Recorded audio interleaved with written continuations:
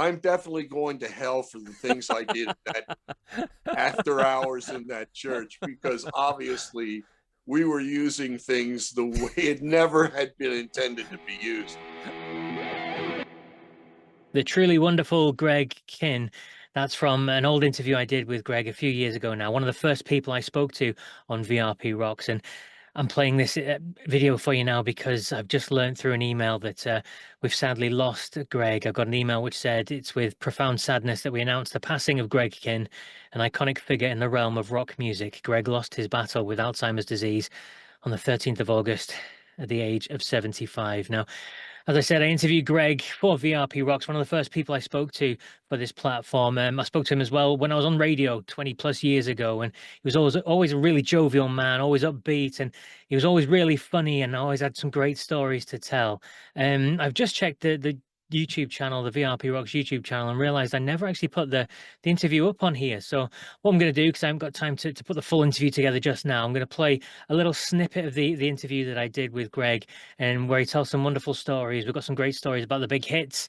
Of course, Jeopardy talks about the brilliant Weird Al Yankovic that went on to parody that song. And there's a brilliant story as well about Bruce Springsteen and squirrels. Just a short clip from the full interview, which I hope to put out in the coming days. But really, really sad news to lose Greg Kihn at the age of 75. A wonderful man.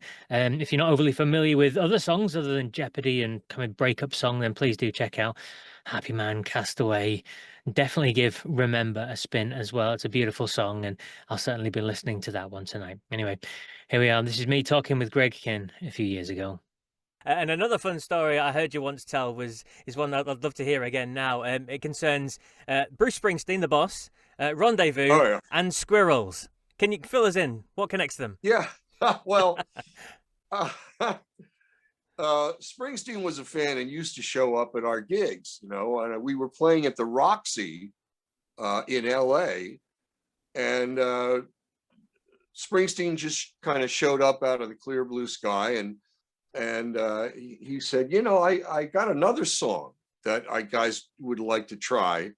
It's called Rendezvous, and it's not been recorded yet. And this would have probably been a Born to Run outtake. Okay. That was the era. Yeah. I remember doing it and thinking to myself, Springsteen's not really known for his diction. Okay. In fact, and it was very hard to understand him at sometimes. And so he wrote down the lyrics to Rendezvous on a napkin from the Roxy, which I put it in my pocket. We had to do a second show, and it turned into white pulp. Just white. Anyway, so I called to Springsteen's office, and I asked John Landau, could you send me the real lyrics?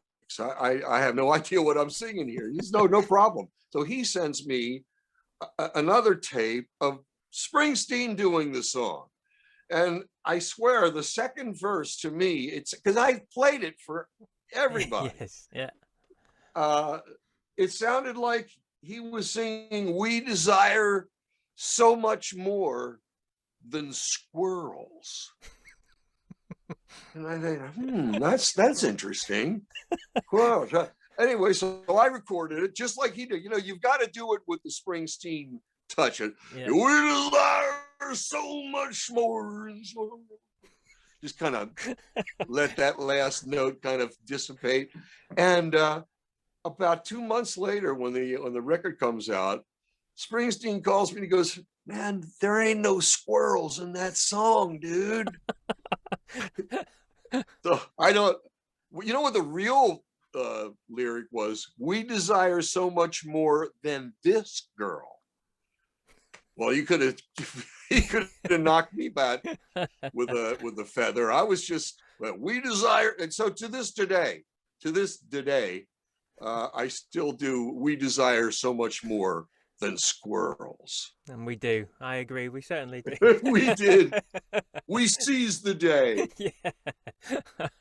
Jeopardy. I mean, in terms of the song itself, it's fantastic, but it was also very, very groundbreaking in terms of the video as well, wasn't it, at the time? Because there was a concept, there was a story behind it. Because at that sort of stage, early 80s, it was all almost fake live sort of music or bands playing on stage. That was it. But you guys came with a story, and that's what really caught hold.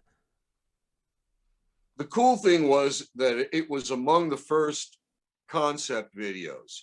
So when we went in there to do this, I remember the band meeting and the director going, "Well, what are you guys into?" Nobody was into anything. It was like, and I finally said, "Well, I kind of like old horror movies."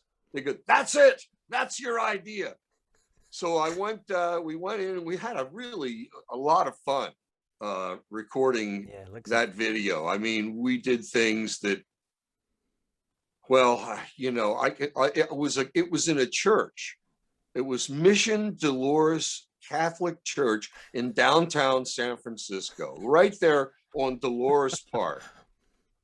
All I can say, Paul, is that I'm definitely going to hell for the things I did that after hours in that church, because obviously we were using things the way it never had been intended to be used. A lot of fun. We did it. I think we did it in one 4-day sweep, and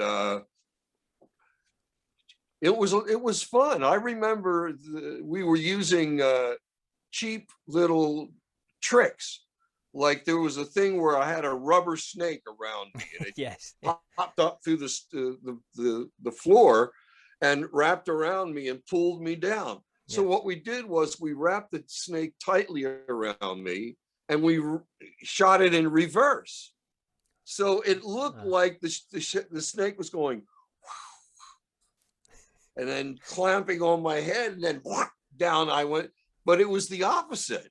But it was such a cool effect. You know, we actually were a lot of people thought, wow, that was an expensive special effect. No, it wasn't. It was a $29 effect, but it did get the job done, and we had a lot of fun. Making that video was probably one of my best memories of that era. Brilliant, absolutely brilliant. And you talk about having fun and stuff. Weird Al took that song, didn't he? And he made his own version of it. And you got involved as well in the video right at the very end. I mean, what was your... Oh, yeah.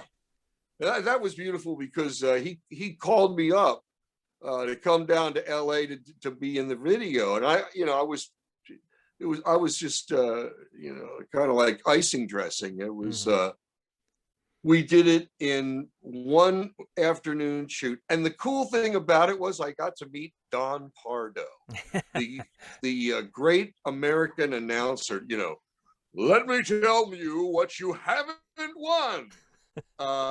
And Don Pardo he was funny, and hanging out with Weird Al all day was a lot of fun. And that was one of the good ones, because it was a hit for us, and I think it got all the way to #1, and then it was a hit for him. And he had to go on the road and promote it. I just had to stay home. It was a lot of fun too. Absolutely.